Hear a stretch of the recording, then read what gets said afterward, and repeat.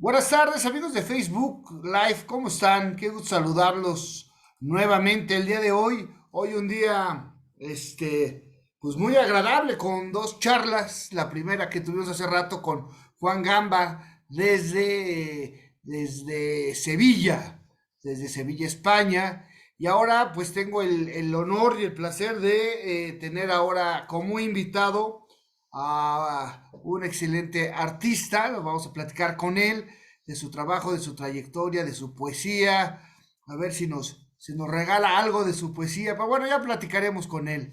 Él es Juano Villafañe, que está aquí con nosotros desde Buenos Aires, Argentina. Juano, ¿cómo estás?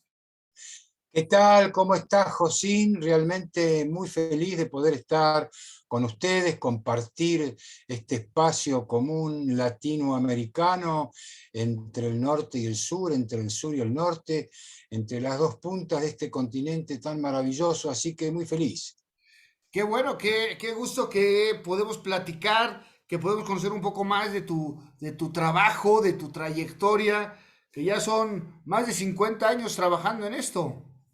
Totalmente, más de 50 años, y te cuento a propósito del norte y el sur, y del sur y Ajá, el norte, en algunas reuniones que yo tenía con los artistas, los intelectuales en Bogotá, ellos eran hombres muy felices porque se sí. sentían iluminados tanto por el norte como por el sur. O sea, Bogotá, Colombia, recibió todo lo que era la producción cultural y artística, tanto de México como de Argentina, Ajá, sí, claro. hacía las editoriales, las películas, la música, así que se sentían iluminados por dos grandes faros.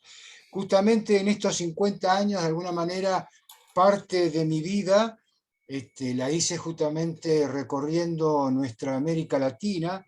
Te digo para que lo sepas, que Ajá, nací en claro. un teatro, nací dentro de un teatro. Ajá, Nací dentro de un teatro que era una carreta tirada por caballos que tenían mis padres, que hacían fantástico. títeres de manera ambulatoria por la Argentina, con un carromato donde iban de pueblo en pueblo. Así que yo, en el sentido simbólico, nací dentro de un teatro y me formé dentro de un teatro. Mis casas familiares fueron siempre grandes teatros, ¿no? Y mi Ajá, formación fue una formación renacentista, podría decirse, porque yo estudié música como 10 años.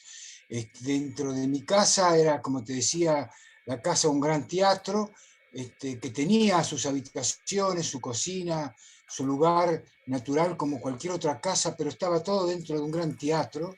Ese ajá. gran teatro tenía muchas bibliotecas, centros de música, pequeños teatros, escenografías, y yo allí leía desde muy niño, estudiaba dibujo y pintura, me dediqué también al teatro, hice títeres cuando era un niño, así que trabajé en las artes y en las letras de una manera muy intensa, por eso digo que de alguna manera fue la que tuvo una formación renacentista, y en Claro. ese sentido la condición también ambulatoria y teatral, musical y literaria estuvieron signadas en mi vida, así que lo hice de manera ambulatoria, la vida artística, y también con residencias fuertes, fundamentalmente, por supuesto, en la ciudad de Buenos Aires, donde me tocó dirigir el desarrollo de estos 50 años dos centros culturales muy importantes, y Ajá. allí en el que estoy justamente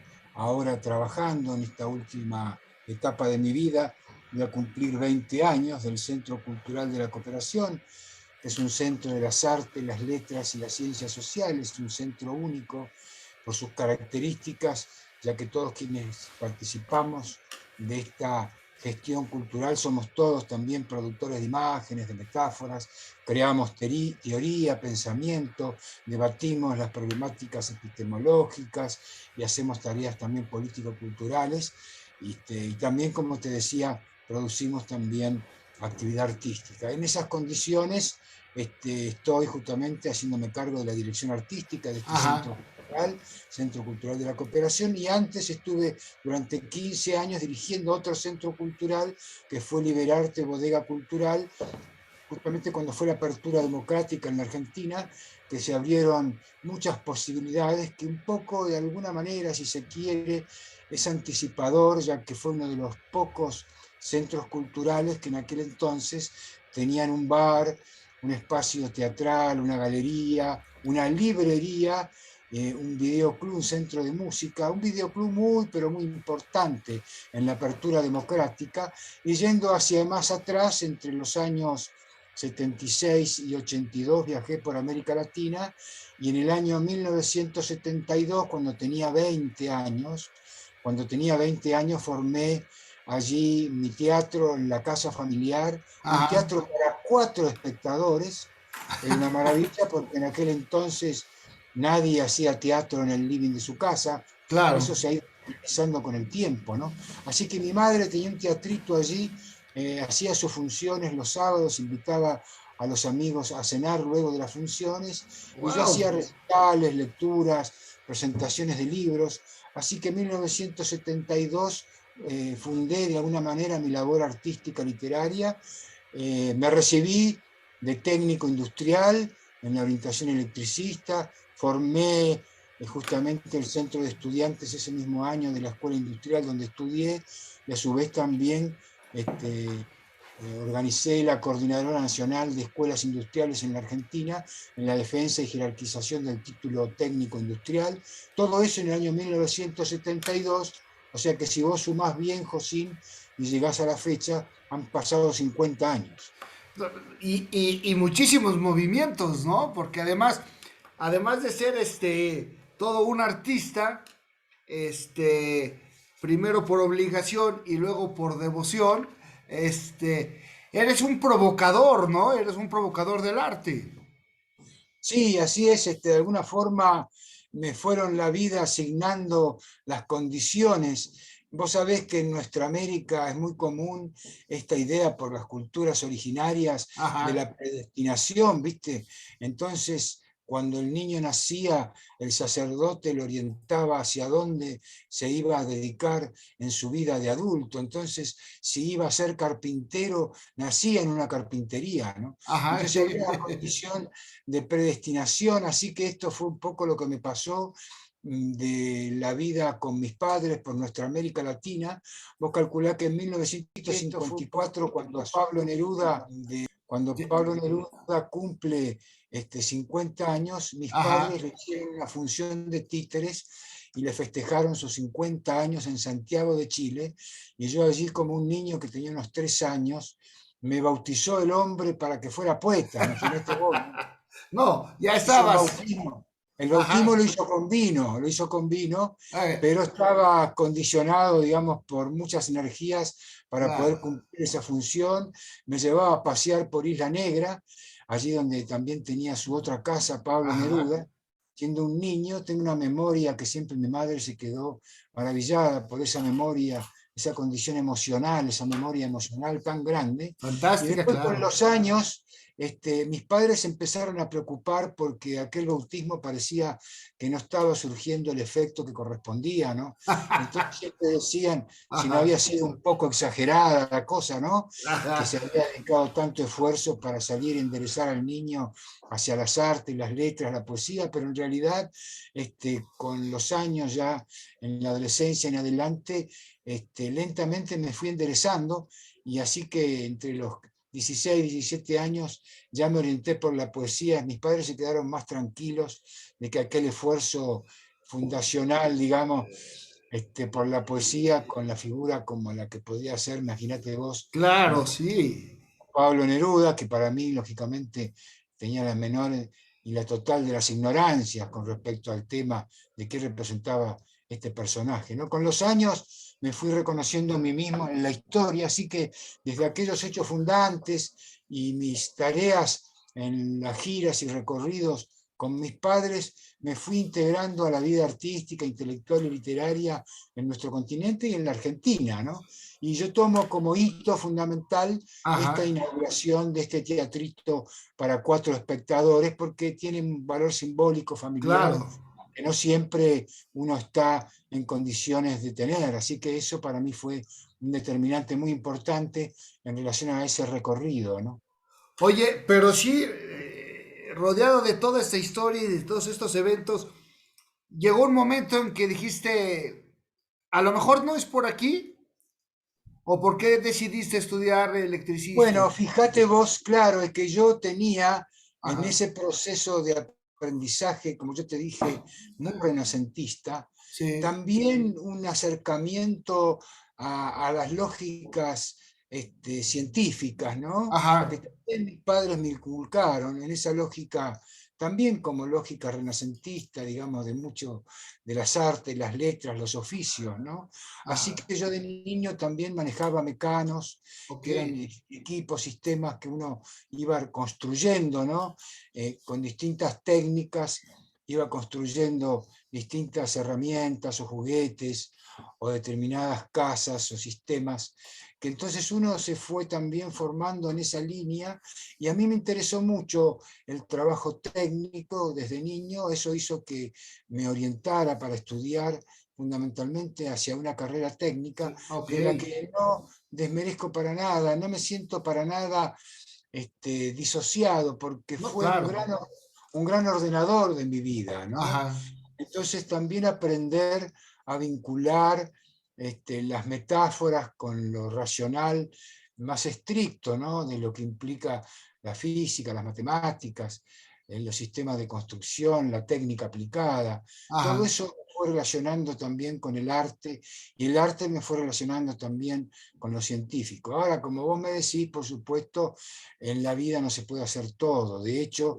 yo ya un tiempo trabajé en la industria, hasta ajá, una edad determinada, aproximadamente los 28 años, por allí, 30 años, y ahí en ese momento definí ya la tarea cultural y político-cultural e intelectual. Cuando fundé Liberarte, justamente tenía 35 años cuando ajá, fundé Liberarte, y ya cuando regresé en 1982, que ya estaba la dictadura militar en la Argentina en su decadencia y ajá, ya las condiciones democráticas se avecinaban de manera profunda, ya me instalé en el país. Trabajé un tiempo en la industria todavía, también en la Argentina, ok, volví a trabajar en la industria y ya en el 86, 85 me empecé a vincular mucho más a la tarea artística, literaria y cultural, y fundamentalmente de todo lo que yo hice, que fue la música, la pintura, la literatura, me dediqué fundamentalmente a la literatura y a la gestión cultural, a las políticas culturales, haciendo centro fundamentalmente en la poesía, ¿no? sí, oye, porque además te tocaron movimientos sociales fuertes y luego cuando te sales de Argentina, y luego te tocan varios acontecimientos en Sudamérica.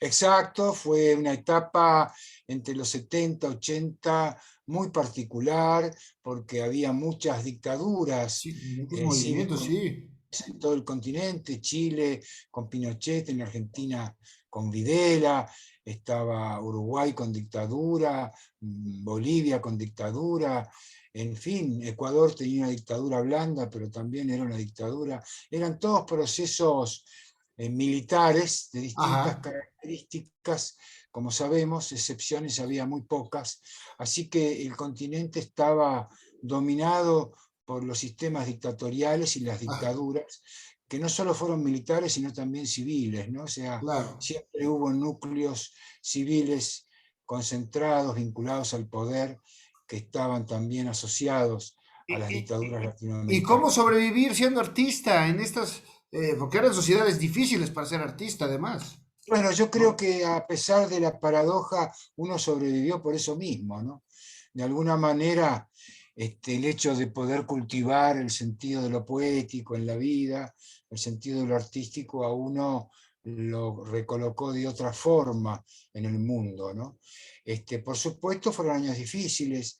Yo tuve acá en la Argentina muchos compañeros desaparecidos, torturados. Tenemos 30.000 desaparecidos. O sea, fue una etapa muy, pero muy siniestra para el fenómeno político argentino, una de las etapas más oscuras de la vida política nacional, ¿no es cierto? Ajá.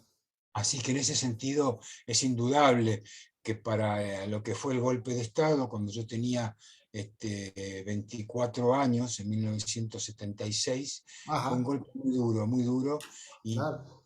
digamos, de alguna manera la generación de la que me toca participar vivió ese quiebre, ¿no? Porque nosotros recién ingresábamos al mundo de la sociedad civil, si se quiere, Sí, claro. integralmente, habíamos terminado algunas carreras, seguíamos otras carreras universitarias, y de golpe nos descolocaron, ¿no? Nos sacaron Ajá, de ese recorrido, y veníamos también de reivindicar las grandes utopías de los años 60, ¿no?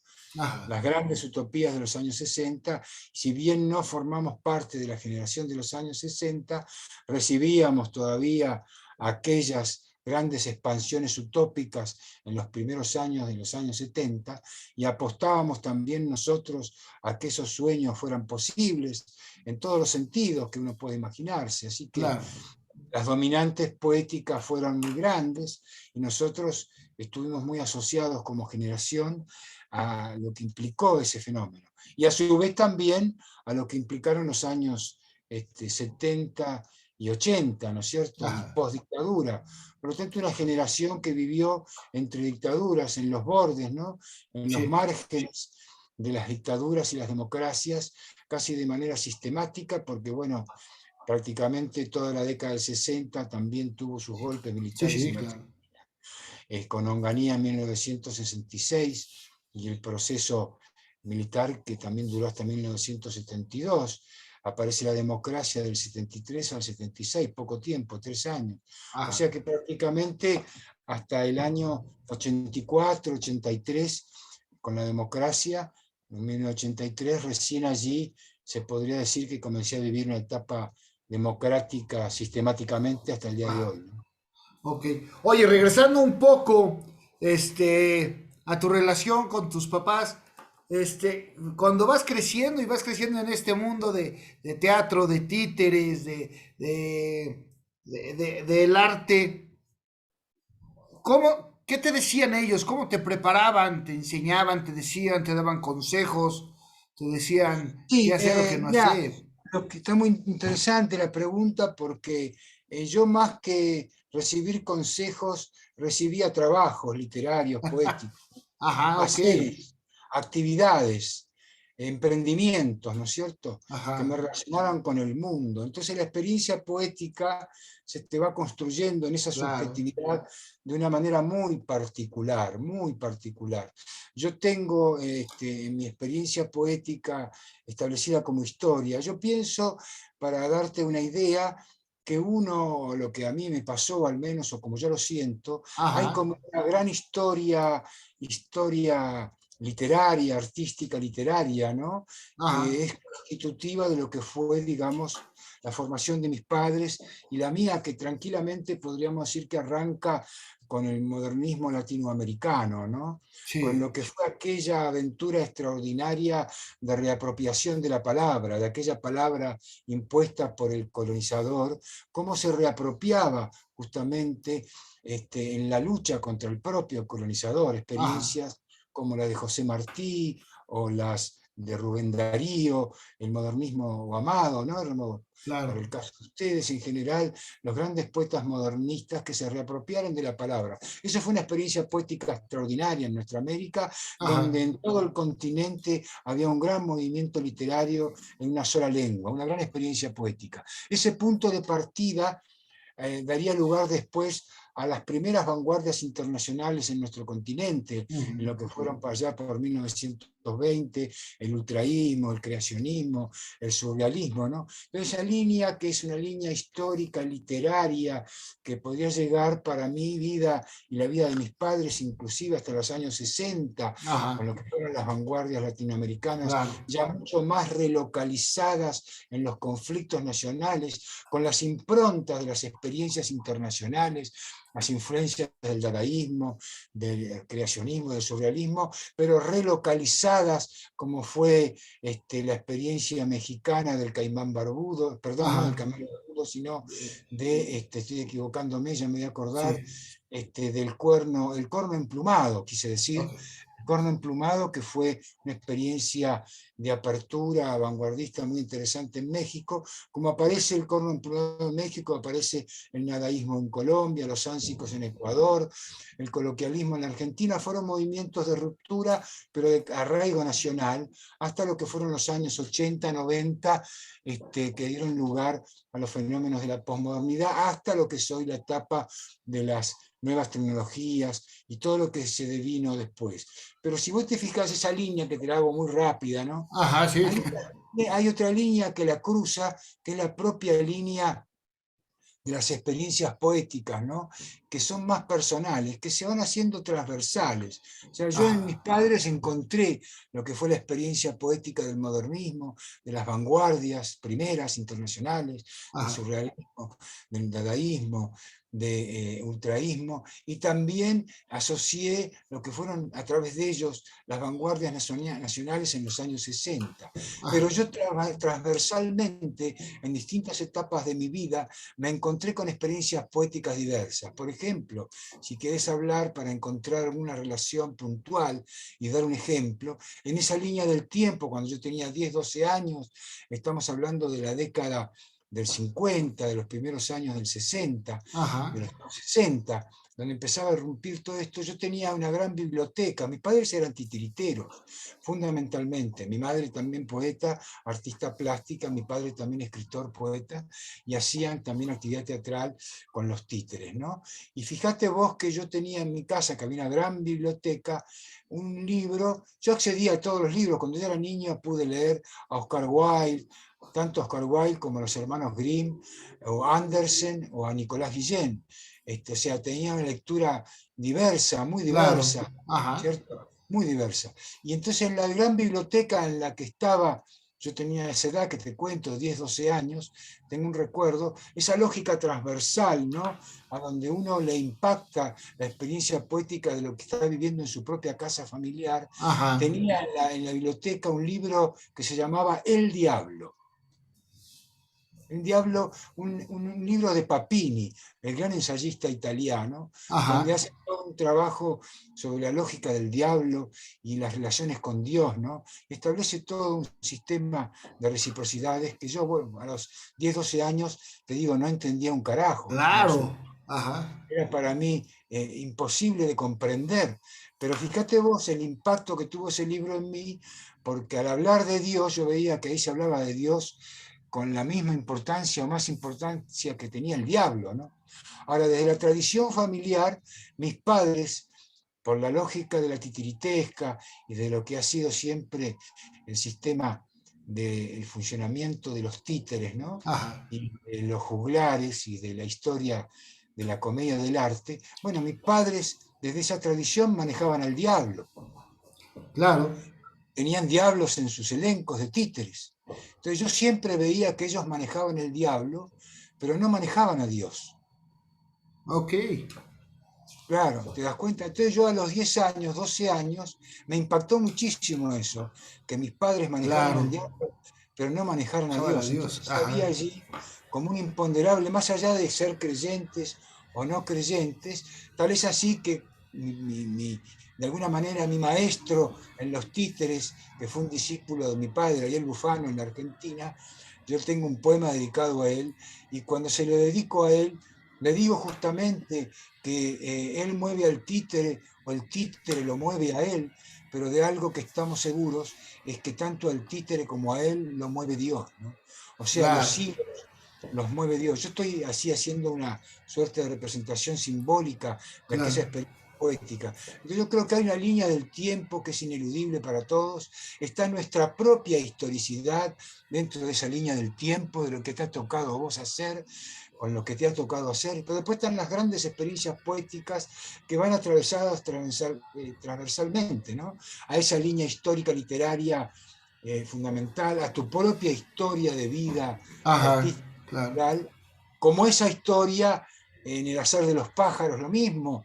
Vos calculás que por aquellos años, haciendo más grande, mi padre tenía un gran amor por los pájaros y entonces nos educó siempre a que amáramos los pájaros, ¿no? Cuando Sí. caminábamos por la calle para ir a hacer las compras, que más bien era un monte salvaje lleno de árboles y arroyos, cada vez que pasaba un pájaro, mi padre me tiraba un caramelo. Y yo creía que me lo tiraba el pájaro. Nunca descubrí que me lo había tirado mi padre. Ah, wow. Varios años. Entonces yo cada vez que iba a caminar, que íbamos a comprar carnes para el asado, veía que pasaban los pájaros y cada vez que pasaba uno cerquita se me caía un caramelo. Entonces yo estaba siempre atento, ¿no?, al Claro. pájaro, pero no podía ver el movimiento que hacía mi padre para que me cayera el caramelo, ¿no? Entonces yo amaba los pájaros. Y mi padre tenía una gran jaula de pájaros que tenían barrotes más grandes que los pájaros. Entonces los pájaros escapaban, obviamente, ¿no?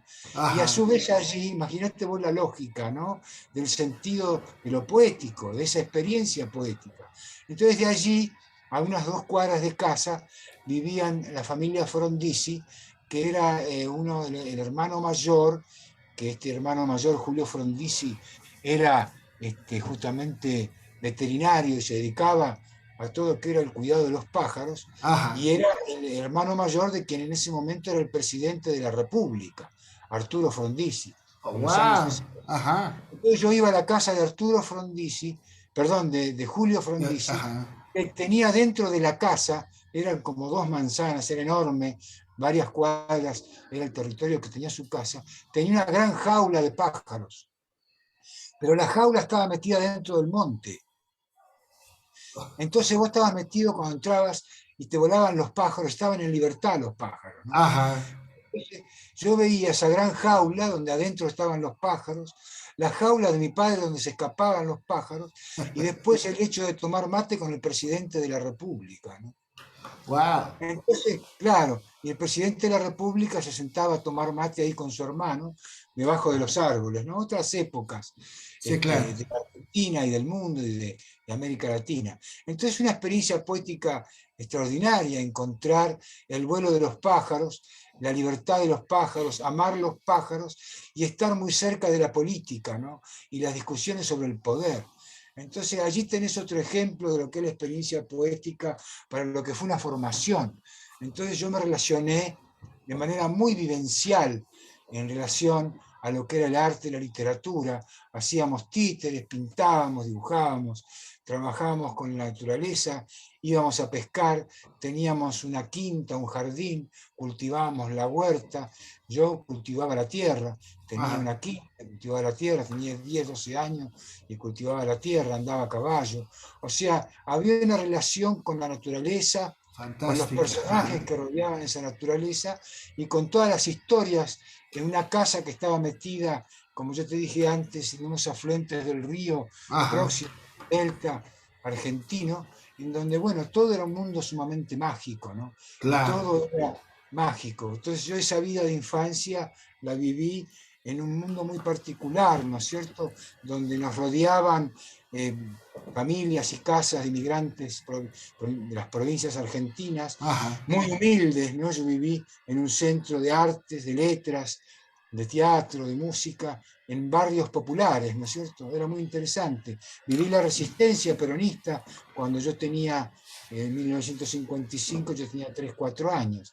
O sea que viví la resistencia peronista toda mi infancia y Ajá. adolescencia, ya que políticamente estaba nutrido, ¿no es cierto?, por todas las experiencias que estaban socialmente asociadas a ese mundo en donde mis padres nos inculcaban y nos decían, bueno, fíjate vos qué interesante, ¿no?, que estudiáramos, que nos formáramos como profesionales, pero que fuéramos artistas de todas las artes, porque la idea que ellos tenían era que el mundo que se venía iba a necesitar que los artistas conocieran a todas las artes posibles para cambiar el mundo, ¿no? Pues no estaban nada equivocados, ¿eh? No No, no estaban nada estaban equivocados. equivocados, Claro. todo lo contrario.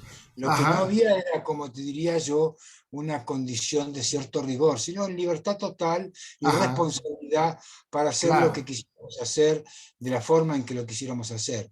Pero estábamos siempre rodeados por la poesía, la música, la pintura, el teatro, ¿no es cierto? Y toda la Bellísimo, vida que claro. los rodeaba a ellos eran también de los artistas argentinos que estaban también latinoamericanos, por supuesto, argentinos en Ajá. particular, Y la casa, en ese espacio renacentista, en ese gran teatro, era un centro de las tertulias, las charlas, de las lecturas, de los comentarios, ¿no?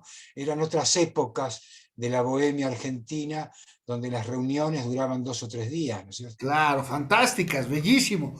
Oye, Claro. y todo esto te va formando como escritor, como poeta. ¿Qué empezabas a escribir en aquel entonces, cuando tenías veintitantos años? ¿Qué empezabas a escribir? Bueno, Este, yo escribía normalmente, siempre me asocié a la poesía, tuve más facilidad para escribir poesía, también prosa poética como ajá, un intermedio y por supuesto algunas veces algo de narrativa, pero como yo leía también narrativa, leía cuentos, novelas, relatos, prosa poética y leía poesía, me interesó fundamentalmente trabajar con la poesía, así que mi producción poética no tiene una gran extensión de libros, ajá, podría considerarse, no he producido tanto como podría haberlo hecho, me he dedicado también no solo a escribir, sino a otras actividades culturales y artísticas, como claro, yo te había contado, pero me dediqué fundamentalmente a la poesía y empecé, yo te diría, a los 14 15 años a escribir y me fui luego desarrollando en las distintas disciplinas artísticas, o sea, compartía la poesía con la música, con las artes plásticas, con el teatro, y yo te diría que cuando ingresé a un taller mítico en la Argentina, el taller Mario Jorge de Lelis, allá a principios de los años 70, a principios de los años 70, ya ahí me vinculé fundamentalmente con la poesía y empecé a desarrollar el oficio literario, poético literario con la poesía. Y empecé una producción intensa que logré, digamos, culminar con un libro que publiqué en Ecuador, que fue mi primer libro, justamente en el año 1982, o sea, 10 años después de que yo había iniciado esa ajá, actividad teatral cuando tenía 20 años. O sea que a los 30 años publiqué mi primer libro, mi primer poemario en Ecuador, ¿no?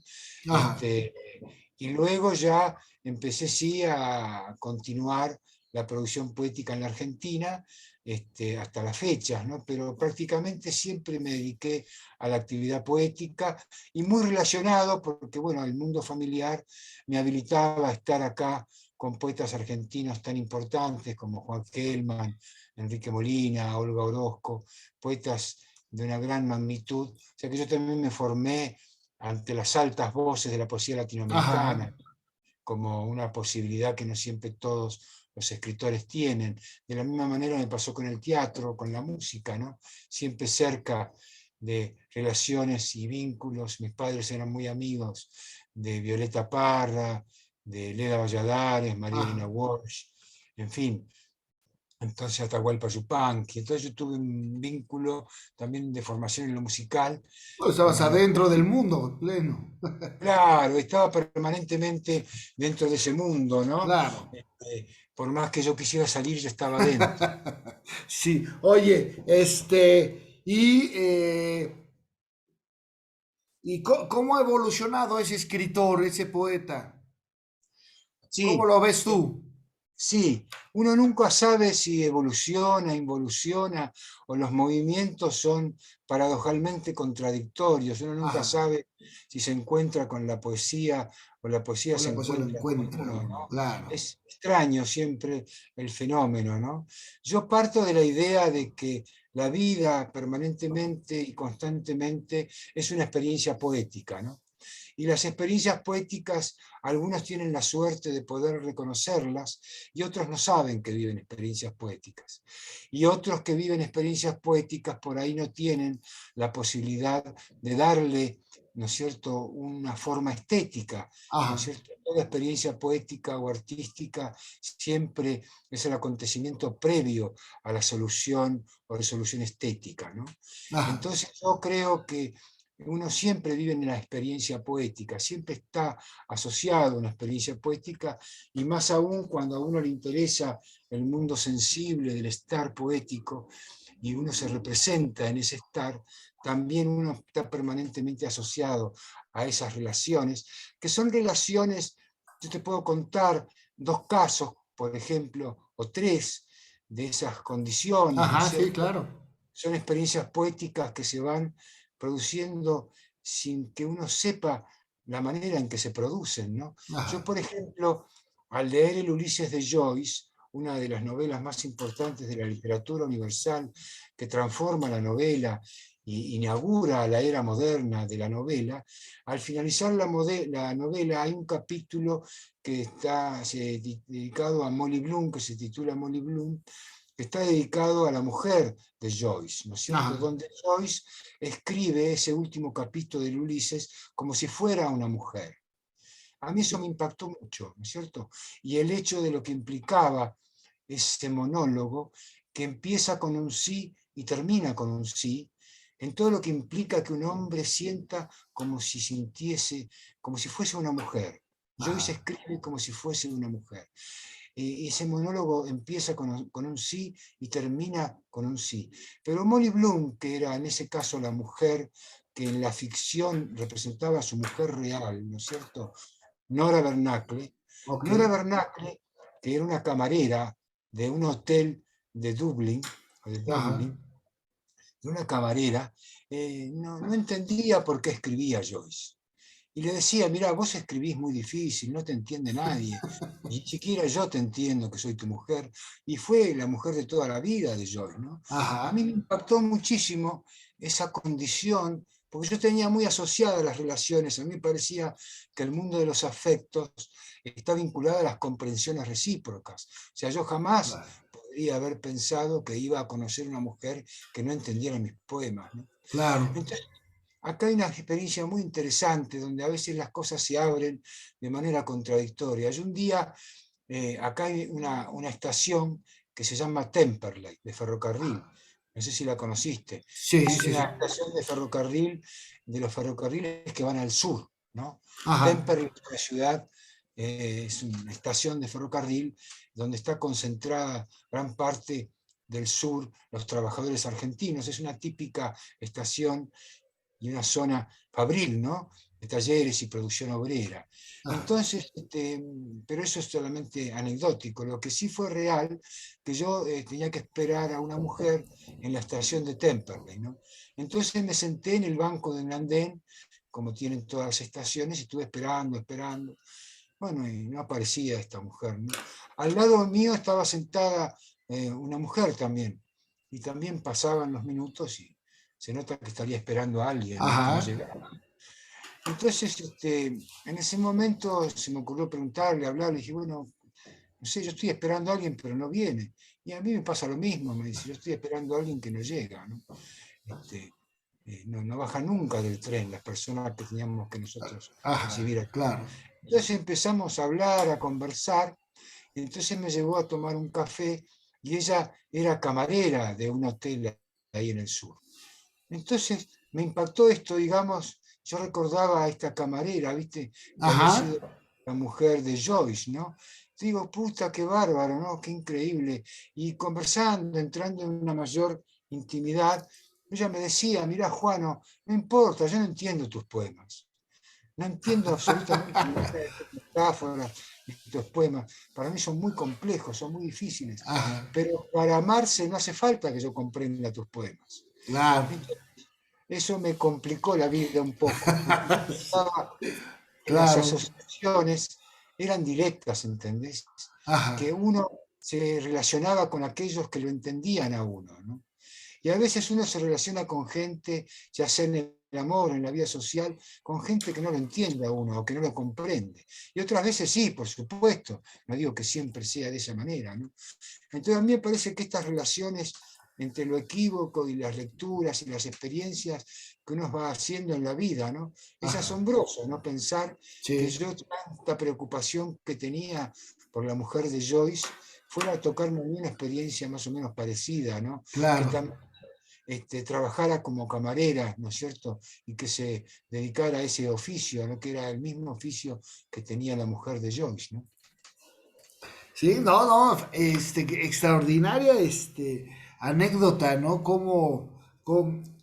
No sabemos qué nos depara el universo y qué encontramos todos los días, y que aquello que podría ser tan, tan subjetivo se vuelve tan cercano a nosotros, ¿no? Exacto.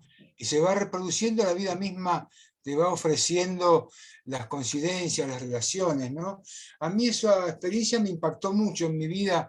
Por Claro, supuesto, tengo un poema dedicado a ella en ese sentido, ¿no? De lo que implicó justamente esa experiencia. Y yo creo que todas las experiencias, como yo te decía, también la de Neruda en Isla Negra, o la de los títeres manejados ajá, por Dios, ¿no es cierto? O de lo que implicaba la música en Ecuador, cuando yo fui con Leda Valladares a grabar la música de los Andes, ¿no? De ajá, los indígenas ecuatorianos, impactante, ¿no? Poder reconocer la música de los propios habitantes de ese ajá. continente, de nuestro continente, en un lugar en la montaña, ¿no? Qué maravilla, ¿no? Ir a conocer la música en estado salvaje, por ejemplo, Sí, ¿no? claro. Son experiencias que son intransferibles, ¿viste? Porque uno jamás imaginó que iba a estar sentado en el medio del páramo allí, como Y le te dicen. marcan, ¿no? Te marcan de formas extraordinarias. Claro, entonces yo creo que toda la vida, en el recorrido de toda la vida, es una permanente experiencia poética de diversos tipos, ¿no? Emocionales, artísticas, amorosas, familiares, ¿no? Que se van asociando, relacionando de una manera tan particular, ¿no? Y yo creo que eso fue lo que de alguna manera me fue marcando ese estado de la representación de lo poético, ¿no? A veces con resultados estéticos, ¿no es cierto? Quiero decir que hay veces esas experiencias poéticas de luego se tamizan, se Ajá, atraviesan por el cuerpo de uno y se claro. escriben, ¿no? Desde el oficio y el uso de la palabra, ¿no? Así que yo todo ese proceso lo fui desarrollando de manera no lineal, te diría, ni ascendente necesariamente, sino en estados contradictorios, ¿no es cierto? Y Ajá, de líneas de fuga que se van construyendo en cada uno de estos puntos de manera muy particular, que no siempre se dirigen a donde uno cree que se dirigen, y a su vez tampoco son procesos necesariamente ascendentes, pueden ser descendentes o sí, estáticos, ¿no es cierto? Uno como que la vida es un camino en las distintas experiencias poéticas, y cada experiencia poética importante es como una estación de la vida, ¿no? Como un momento en el que uno se detiene y para en la calle, ¿no? A ajá, tomar sí. algo, o va algún pueblo, o alguna estación, o algún bar, o a visitar a algún amigo, ¿no? En esos lugares están las estaciones de ese camino, de ese recorrido, ¿no? Ajá, Esas claro. grandes experiencias son como esas estaciones, como esos paradores, ¿no? Donde uno se para un momento a mirar el mundo, a contemplarlo, producto de algún acontecimiento que lo deslumbra, ¿no? Oye, ¿y tú te lees? ¿Lees? ¿Te sigues leyendo? O no te lees? Lo escrito, escrito está y... No, no, yo a veces repaso, no Sí. corrijo, Ok. no corrijo mucho, ya una vez que yo voy a hacer una edición, por supuesto, ya queda. Yo creo que, como decía acá un gran escritor argentino, Abelardo Castillo, uno edita para dejar de corregir. Sí, claro. ¿Cuántos libros Entonces, llevas? y unos 10 libros, 10 libros. y otros libros de antologías y de ensayos diversos, quizá Claro.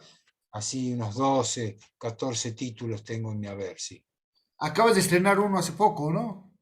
Acabo de sacar un libro, el último, no se dice el último, sino el anteúltimo, Es claro. ya vendrá otro, que es El corte argentino, es un libro que edité hace ya te digo, no sé si un año o 2 años, se me olvidó la fecha de edición. Sí, hace 2 años, este año se Ajá. van a cumplir 2 años, en octubre de este año se van a cumplir 2 años, así que es un libro que fue producto, justamente tiene mucho de esto que hablábamos recién, de lo que fue esta suerte de Ajá. novela familiar, ¿no? De lo que fue la novela familiar de uno, ¿no? De lo que fue la experiencia poética en mi vida familiar y las relaciones con los amigos de mis padres, ¿no? Claro. Oye, pero además también has creado, así como hiciste el Liberarte, este centro, que además fue un centro donde se reunían grandes artistas, ¿no? Claro. de la vieja ola y de la nueva ola, diríamos. Exacto, ¿No? liberarte, imagínate vos, como hablábamos recién, sobre esa línea histórica del tiempo, desde dónde impactaron mis padres para mí, que me dieron esa relación Ajá, luminosa de lo que fue el modernismo, como me dieron las vanguardias, primeras vanguardias, el surrealismo, y como me dieron las vanguardias del 60 en esa línea histórica, ajá, afectiva, familiar.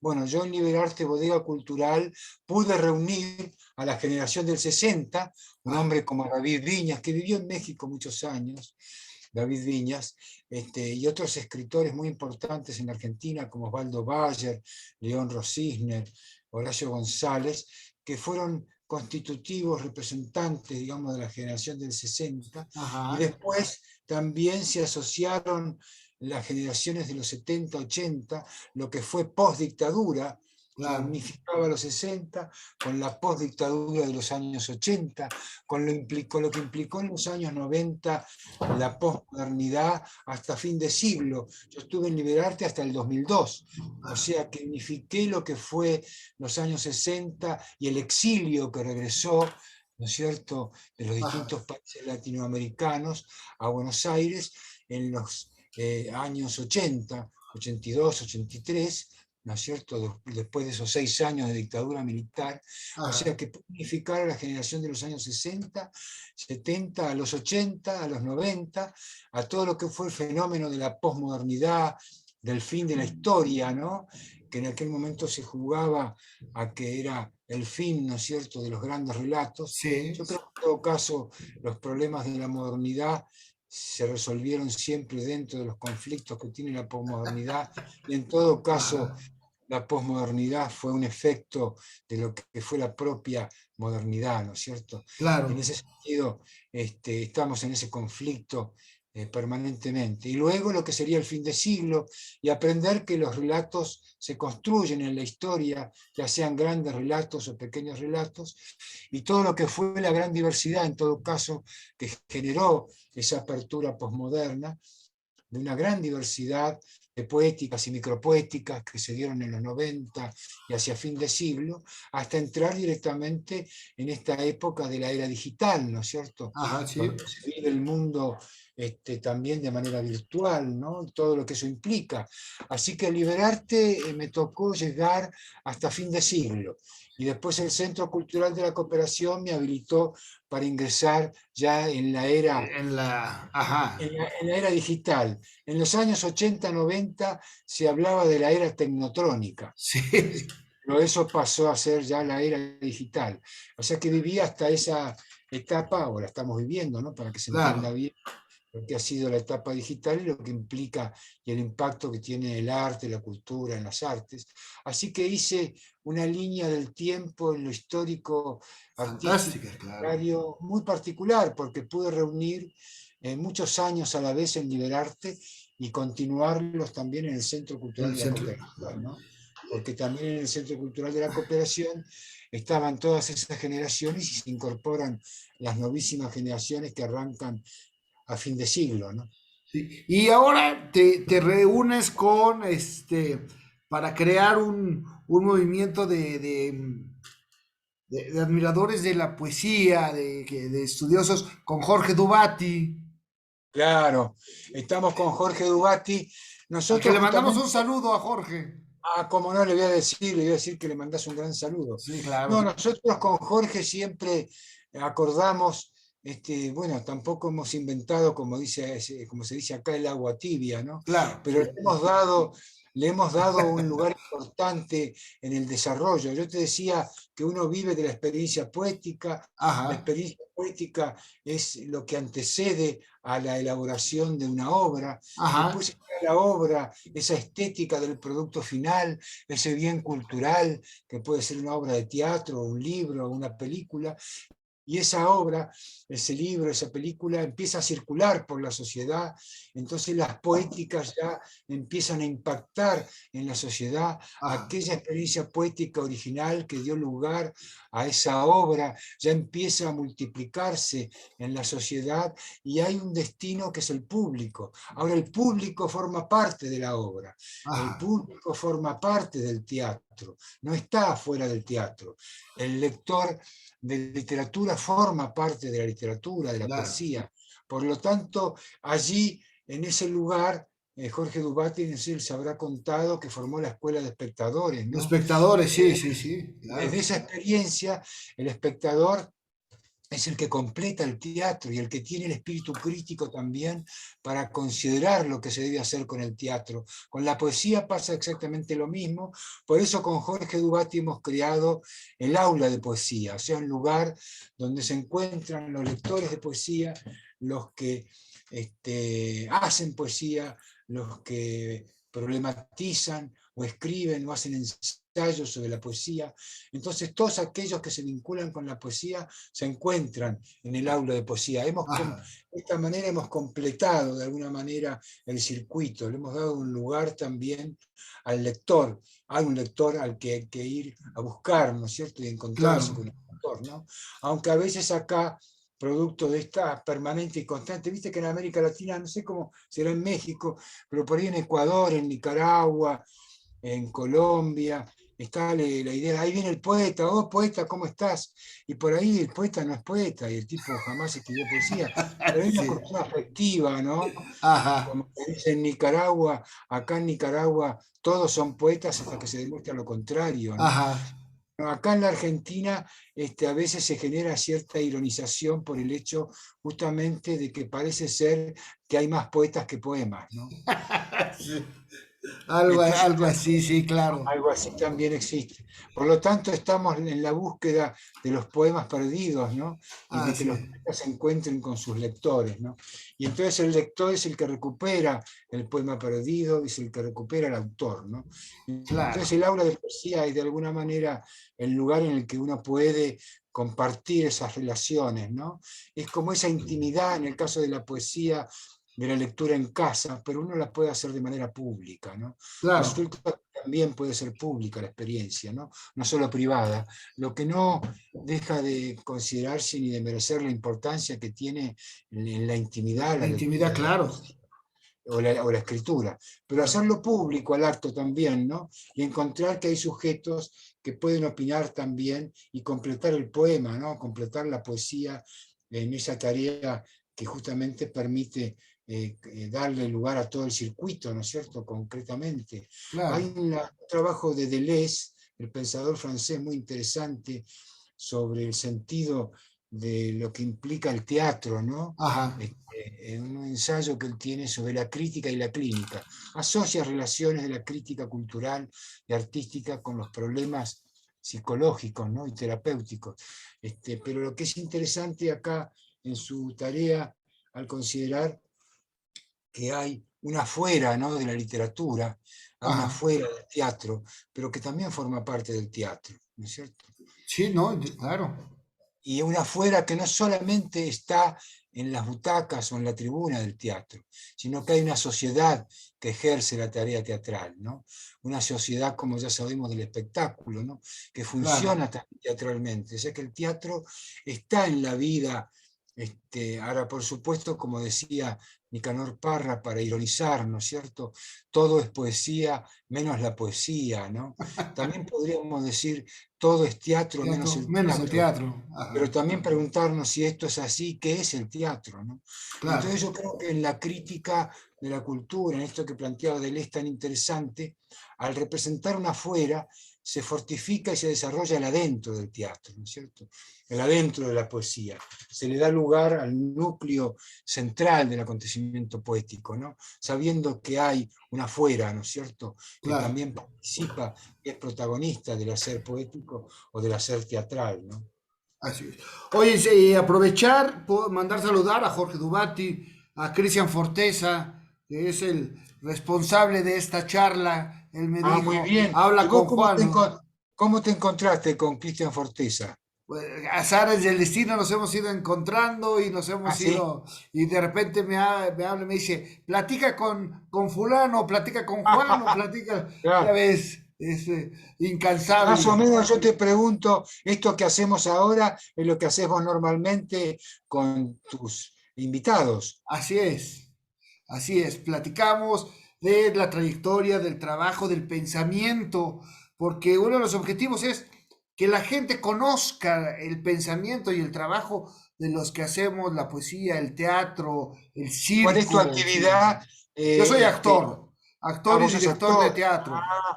Muy bien, mirá, entonces estábamos hablando justamente de algo que vos conocés Así profundamente. es, así Claro. es. Nos Y la conocemos y experiencia nos con, reconocemos. claro, y la experiencia con Dubati debe haber sido para vos maravillosa también, Sí, porque sí, él la es un plática también, conocedor. igual. Claro, gran Mandar un conocedor. saludo a Estela Oriana, le ¿Cómo mandamos un no? saludo. También a Blanca López, a Gaby Ortega, a Chío Cerón, a Verónica Cerón, que nos siguen siempre, y a todos los que nos ven todos los días, donde quiera que sea, tarde, noche, y eso, que es la ventaja de este nuevo sistema del Maravilloso. Internet. Sí, Y vamos, y claro. vas recogiendo las conversaciones, ¿no es cierto? Y Como uno sí, dice, yo parto de esta idea, y sobre todo en este libro último, que yo digo justamente que la poesía es una conversación infinita, ¿no? así es. Y además, eso que dices es cierto, sí. El teatro sin público no es teatro, y a lo mejor, y la poesía sin lectores, la literatura sin lectores, pues no existe, ¿no? Exacto, exacto, se completa de manera maravillosa. Y yo creo que al completarla y al darle al sujeto un lugar no solo pasivo, sino activo y Ajá, protagonista, aparte hay un sistema muy interesante, Josín, que yo te habrá pasado a vos muchas veces, es pensar en los públicos, ¿no? Y yo voy a claro. hacer una obra y digo, ¿esto para quién carajo será, ¿no? Entonces Sí, uno creo que la preocupación también del otro es muy importante. Y el otro, ¿qué pasa? Ocurre que se sienta delante tuyo, después de ajá, ver la obra, tu obra o la obra de algún otro amigo o colega, y plantean las cuestiones críticas, cuáles son los imaginarios que los sí, públicos desean ver. ¿Qué carajo queremos ver, no es cierto? Más allá claro, de que esto sea posible, porque viste, el teatro siempre te ofrece sorpresas, uno nunca sabe lo que va a ocurrir. Pero ajá, hay una tarea justamente el espectador, que deja de ser espectador, expectante para ser protagonista y claro, activo, y te coloca a vos en un desafío. Entonces está planteado el conflicto, el problema que yo podía tener con Joyce y la mujer de Joyce, en la medida que hubo alguien también que me lo hizo ver. ¿Me explico lo que sí, te quiero decir? sí, Me dijo, yo no entiendo tu poesía. Y me descolocó porque dije, bueno, este también es de alguna manera mi público, mi lector, ¿no? claro, Una lectora amante, digamos así, pero al fin lectora que no podía hacerlo en la manera que yo suponía que debería hacerlo. Y quizá tendría algo de razón en la ajá, forma en que ella me presentaba su crítica literaria. Y en cada espectador, yo creo que en cada mujer o hombre, público, espectadores, viste que ahora está el tema de género, no quiero meter la pata. sí, sí, Entonces, sí, por favor, ¿no? claro, Entonces, sea tanto hombre o sea mujer o lo que sea, tiene que ser justamente el vínculo con el otro, ¿no? Que es el que justamente te hace la crítica artística, la crítica de la cultura, la crítica literaria, ¿no? Porque aunque no esté destinado claro, estamentalmente a las lógicas de lo que podría suponer una crítica académica o periodística, ingresa en el sentido de la crítica, que como decía Martí, es el ejercicio del criterio, ¿no? Entonces hay un ejercicio del criterio que es la base crítica de cualquiera para poderte permitir a vos, a cualquiera de nosotros, saber por el camino en el que vamos, ¿no? claro. Oye, bueno, hay una obra de teatro, ¿no? Que está relacionada con el corte argentino. Sí, justamente sobre eso hablábamos recién, de alguna manera, porque yo te decía que el argumento quizá poético de este libro es pensar que la poesía es una conversación infinita.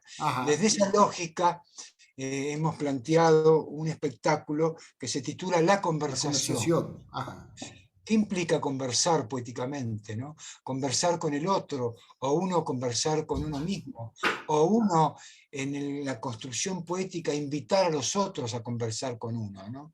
Entonces, ajá, ¿cómo se ejerce esa conversación. El libro está asociado a una cantidad enorme de conversaciones conmigo mismo, con los otros, con los amigos de mis padres, con mis padres. La conversación es permanente. Entonces estamos para presentar ahora, estrenar el 8 de mayo, esta obra que se llama La Conversación, que trabaja sobre los distintos momentos poéticos del libro y están Fantástico. asociados, como decirles, una historia a esto. Mirad que yo Ajá, te voy a contar una historia que empieza de esta manera, ¿no? Y tiene un inicio de esa manera de empezar, ¿no es cierto? Y tiene una continuidad que es otro poema, que también es una conversación que yo mantengo con vos, y después vendrá una conversación y otra conversación y otra tal vez mañana, ¿no? claro. Entonces, son muchas conversaciones que abordan los actores y fundamentalmente Gustavo Pardi, que es el actor que a su vez dirige la obra, y el Ajá. dramaturgo que le ha colocado un sentido conversacional muy moderno, muy interesante al poema, para sacarlo de la cadencia un poco lírica romántica, aunque la tiene, Ajá. porque hay una lírica en la poesía, al menos en la que yo mismo escribo, pero a su vez también hay un coloquio, ¿no? Hay un estado conversacional, hay un lugar en donde el poema aparece porque se está hablando con alguien siempre, ¿no? Entonces yo creo que eso es muy interesante como estética, como poética, y el espectáculo va a rondar sobre esa idea, la conversación, asociado Buenísimo. a una recopilación de poemas del libro El Corte Argentino. Oye, cuando escribes poesía, ¿tienes una musa? ¿O de dónde viene tu Sí, inspiración? siempre hay un lugar inspirador, ¿no? Ajá. Pero uno, como ya sabemos, busca esa emocionalidad que aparece. Hay que estar, yo creo que son leyes que ya están establecidas para todos nosotros, ¿no? Hay que estar sentado esperando a la musa, pero trabajando. Ajá. Porque si te agarra muy desocupado, se te escapa, ¿no? Sí, Tenés que claro. estar, tenés que estar trabajando. O sea que hay una parte, como se dice, de transpiración y otra de inspiración, ¿no? Así es. Entonces, la cuestión emotiva, sensible, se tienen que encontrar trabajando, o sea, estando cerca del escritorio, de la hoja en papel en blanco, de la angustia que produce la hoja en papel en blanco, ¿no? Y ahí llegará esa musa inspiradora, llegará a ese lugar, ¿no es cierto? O Ajá. llegará por asociación, o será tardía y resulta que perdiste el tiempo relativamente para que después, al día siguiente, descubras que lo que tenía que escribir era otra cosa. Yo hablando sobre la conversación, justamente, Ajá. me pasó una cosa extraordinaria a mí, en una conversación muy maravillosa que tuve con una mujer una vez. Y yo tenía esa conversación, era maravillosa, te explico, Josín, porque estábamos hablando arriba del río. Bueno, te lo voy a solidificar más la cosa para que se entienda, ¿no? Ajá. Estábamos arriba de un entarimado de madera, pero el río pasaba por abajo porque las maderas estaban separadas, Ajá. muy particularmente, y veías el agua que pasaba por abajo de tus pies, ¿no? Ok. Ajá. Entonces, almorzar allí bajo la luz del día tenía, y el resplandor del agua, ¿no? Tenía como una maravillosa representación, ¿no? Y esa fue una conversación larga que yo estuve ahí, como ponerle de unas 2 horas, en estas zonas del delta del que te hablaba Ajá. yo. Entonces, eh, esa conversación la tenía totalmente clara, ¿entendés lo que te digo?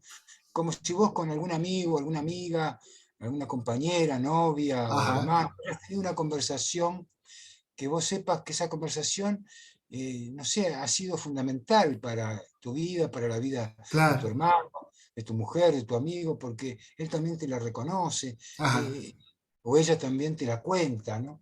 Entonces yo dije, bueno, esta conversación merece tener un poema, Ok. si casi la tengo escrita ya. Ajá. Entonces me fui a sentar a escribirla y no me acordaba de cómo era la conversación. Fue una cosa muy dolorosa, ¿entendés lo que te quiero decir? Claro. Claro. Entonces tuve que escribir sobre aquello que no había conversado. Wow. Y la conversación fue una conversación sobre olvido. Ah, bueno. ¿Entendés? Entonces a Sí, veces sí, sí. ocurre. ¿Te das cuenta que pasan estas cosas, ¿no? Qué interesante, ¿no? Que Sí, uno claro. se dedica a inspirarse para escribir y cree que ya tiene resuelto todo, y cuando se sienta resulta que no lo tiene resuelto, ¿no es cierto? Claro. ¿Entendés? No lo tiene resuelto. Aquello que creías que estaba, nunca Exacto, existió o desapareció. o desapareció o estaba y que no quiso aparecer, o tuve que de alguna manera ocultarlo para que no aparezca como yo sentí que me Claro. parecía a mí que había aparecido, ¿no es cierto? O pensar, por ejemplo, a mí me pasó algo también así en un poema que yo digo: ¿y qué haría yo si no preguntarte antes de pasar de nuevo por la esquina? ¿Y qué haría yo si no preguntarte antes de pasar de nuevo por la esquina? Entonces yo me pongo a pensar y paso por la esquina y estará ella sentada para Claro. que yo le cuente lo que yo siento que tengo que contarle. O si paso y tardo un poco, ya se va a ir. Entonces paso mañana, o voy y le digo: mirá, escúchame, ahora no hablemos, voy a pasar tal otro día, vos venís siempre aquí, y cuando yo voy, ella ya no está sentada en ese lugar. O está sentada, pero no me reconoce, me dice: ¿vos quién sos? Claro. No, yo ayer hablé con vos y te pregunté si ibas a estar hoy sentada acá en la esquina. O sea que uno ocurre que las cosas a veces resulta que la musa inspiradora no llega como uno supone que tiene que llegar, pero lo que llega es el poema que estaba en Ajá. otro lado, que uno Sí. recurre a otra cosa. Yo tengo un paralelo también, vos que sos teatrero, Ajá. de un poema que está dedicado a Romeo y Julieta, ¿no es cierto?